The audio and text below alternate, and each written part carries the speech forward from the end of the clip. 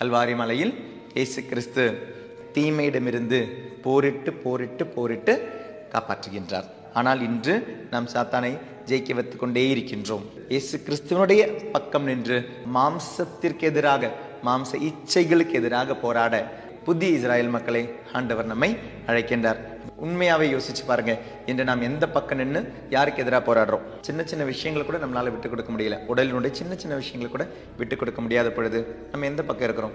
ஒரு உபவாசம் நம்மளால முடியல, ஒரு நோன்பு நம்மளால முடியல, சில உணவுகளை தவிர்க்க நம்மளால முடியல, சில பழக்கங்களை தவிர்க்க நம்மளால முடியல, சில இச்சைகளை தவிர்க்க நம்மளால முடியல, சில பேச்சுகளை தவிர்க்க நம்மளால முடியல. அந்த மாம்சத்திற்கு இச்சையாக உடனே செஞ்சிடறோம். மாம்சம் ஜெயிச்சுக்கிட்டே இருக்கும் பொழுது ஆன்மா தோத்துக்கிட்டே இருக்கும்.